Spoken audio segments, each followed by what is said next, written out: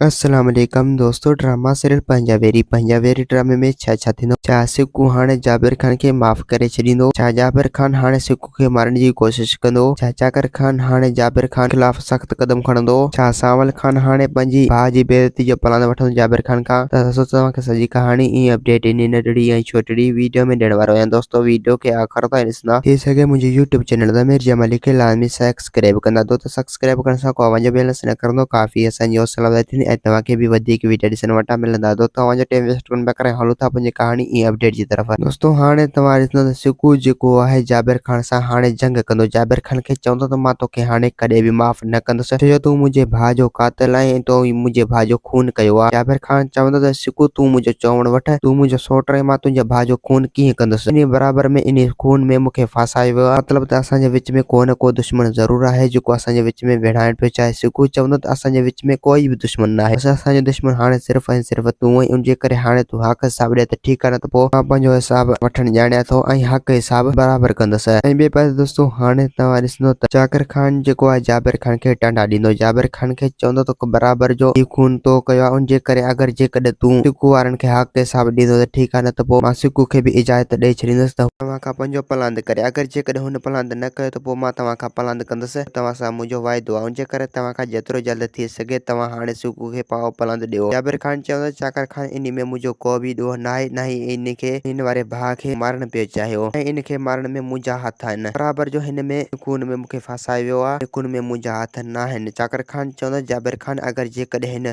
खून में तव्हांजा हथ न आहिनि त ॿियो आख़िरकार हिन खून में कंहिंजा हथ थी सघनि था, इहो तव्हां ज़ाहिर कयो। अगरि जेकॾहिं तव्हां इहो ज़ाहिर नथा कयो त पोइ इन जो सॼो इल्ज़ाम तव्हांजे मथां आहे। पोइ तव्हां सिकू खे पाव पलंद ॾियो, सिकू सां इंसाफ़ कयो। अगरि जेकॾहिं तव्हां सिकू खे पाव पलंद न ॾींदो त पोइ सभु कुझु ख़तम थी वेंदो। दोस्तों उम्मीद है कहानी आई हूंदी, तव्हांखे पसंदि असांखे ॾींदा हाणे इजाज़त, वरी तव्हां सां मिलंदासीं के नई वीडियो में। ख़ुदा हाफ़िज़।